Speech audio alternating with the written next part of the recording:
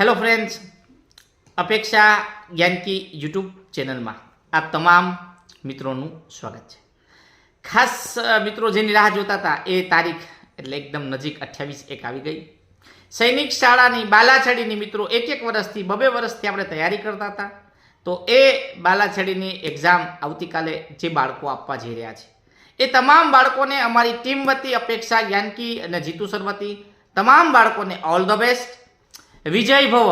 મિત્રો, તમે જે મહેનત કરી છે એ મહેનતનું પરિણામ માટે આવતીકાલનો દિવસ આત્મવિશ્વાસથી, નિર્ભયતાથી, કોઈ પણ જાતની ચિંતા વગર મિત્રો એક્ઝામમાં બેસવાનું છે. જેવી રીતે નવોદયમાં આપ જે 80 પ્રશ્નો અને મિત્રો 100 ગુણ જે કરીને આવ્યા, એવી રીતે કોઈ બાળકને કદાચ ભૂલ થઈ હોય XYZ, પણ આ એક્ઝામમાં તમારો મિત્રો સફળ થવાનું છે, ક્વોલિફાઈડ થવાનું છે, મેરિટમાં આવવાનું છે. એ લક્ષ્યને રાખીને મિત્રો આગળ વધવાનું છે. તમારે 2 સૂચના આપી દઉં મિત્રો. તમારા સેન્ટર ઉપર મિત્રો 4 સેન્ટર છે, અમદાવાદ, સુરત, જુનાગઢ અને જામનગર. આ 4 સેન્ટર પર મિત્રો તમારે 12:30 વાગે આસપાસ રિપોર્ટિંગ હશે, એટલે વહેલા પહોંચી જજો. અને પરીક્ષાના સેન્ટર ઉપર તમને જ્યારે તમારા માતા પિતાથી તમને દૂર કરે ત્યારે કોઈ પણ જાતનો ડર નથી રાખવાનો.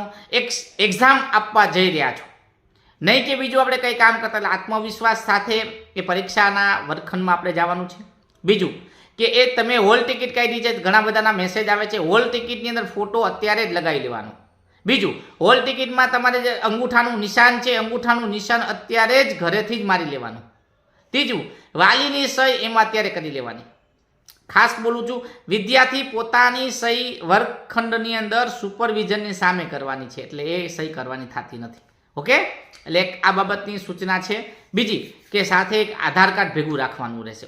આપણા માટે ઓળખ માટેનું જે તમે એક્ઝામ આપવા જઈ રહ્યા છો, તમે જ વ્યક્તિ છો કેન્ડિડેટ, એટલે એનું એક ઓળખપત્રક તમે સાથે રાખજો.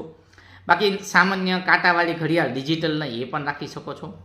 અને સરસ રીતે જે મહેનત કરી છે, મહેનતને ધ્યાનમાં રાખી, માતા પિતાના સપના છે એને ધ્યાનમાં રાખી, એ જે તમારી ખાસ કરીને 2 વાગ્યાથી 4:30 વાગ્યાનો સમય છે, એ પરીક્ષાના પેપરમાં અને એકાગ્રતાથી તમારે આપવાની રહેશે.